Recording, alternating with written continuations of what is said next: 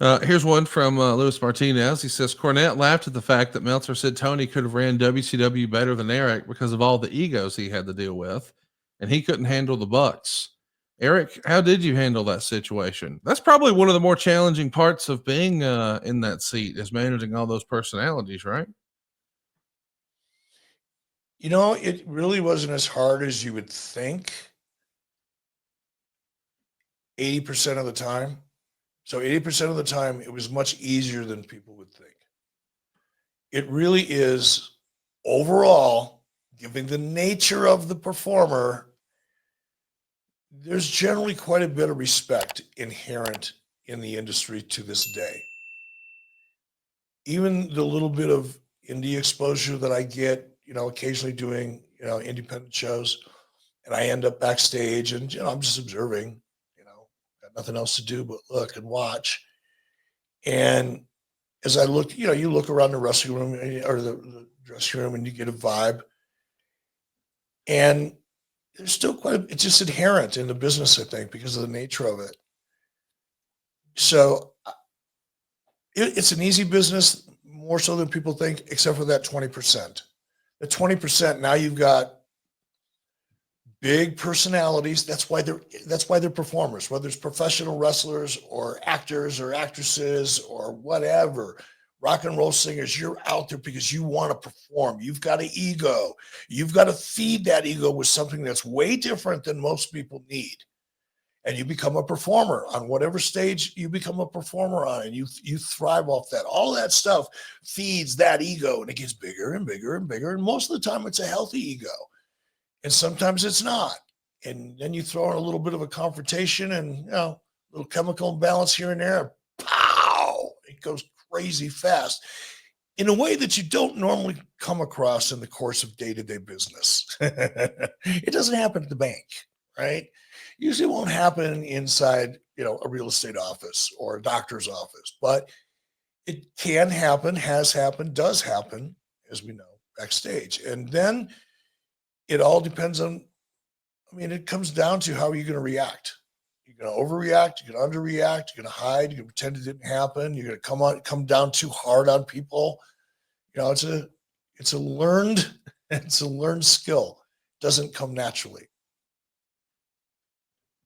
Travis Medway has been a member here for 11 months. Appreciate you, Travis. And he says, elaborating on my theater comment, I just think people will turn up to see and enjoy Cena's heel turn like they watch a baddie at a movie rather than really hating him. Do you think we can ever bring back proper heels?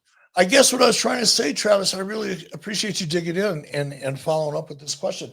What I'm trying to say is I am hopeful based on John's track record over the last several years, becoming a better actor, working with better actors, being directed by better directors, because as his film career ascends, so does the quality and talent of the people that are around him. And I'm hoping that all of that is going to wind up with a character that will deliver exactly what you're looking for. Because I believe, given all of the experience that John's had over the last 20 years in the ring and the last 5 or whatever it's been in Hollywood, I think there's the potential of him delivering a character that will give you every bit as much story as you're hoping to get. I believe it's possible, given all of the variables.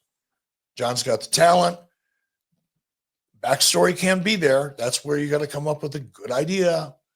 And the execution, they've proven that they can execute incredibly well. So I am hopeful. Let's see. Who knows? Here's one from Michael Byrne. He wants to know, Eric, what books would you recommend reading for a person that is new to sales? Oh, I don't read a lot of that type of book, right? Motivation, business. So I don't have any off the tip of my tongue, but I will tell you the first book I ever read when I was about 14, and I've never been a big reader. I just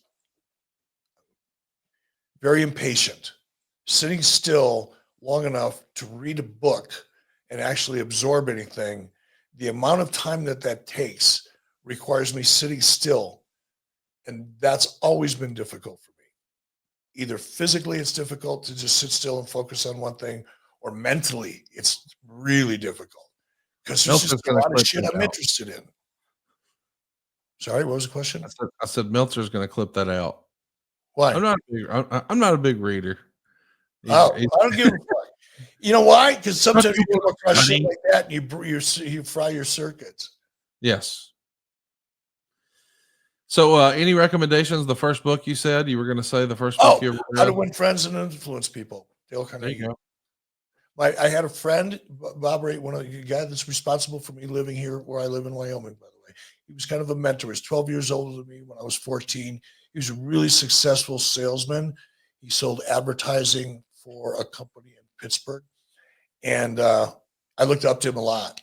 And he encouraged me to read that book because I wanted to learn about what he did. He lived right across the street from me. He was cool as shit. And he was like a big brother.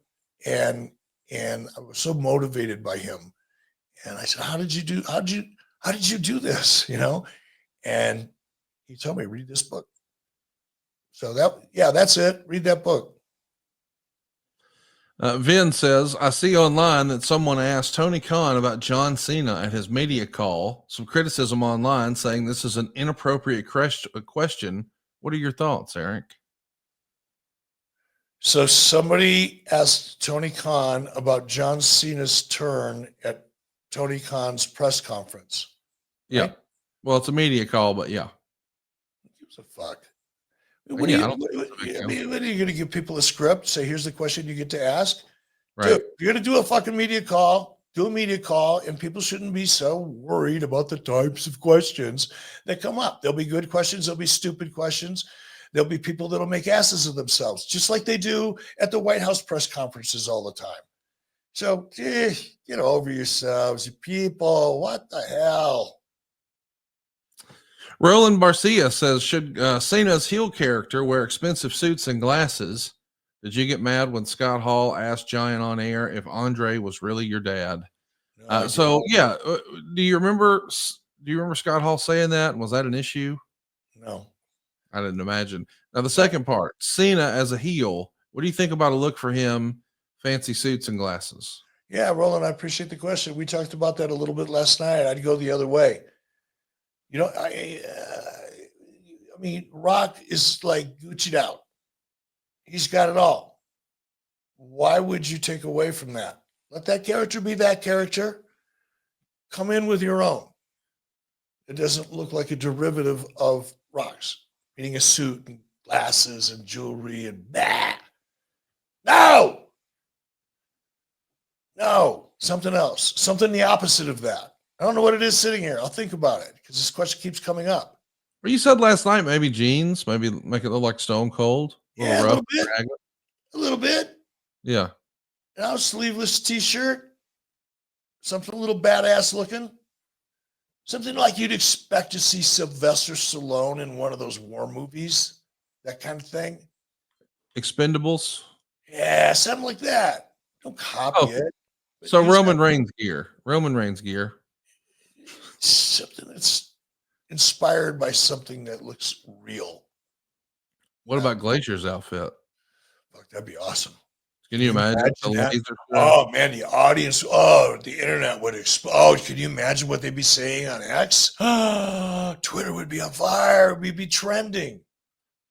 It would be awesome.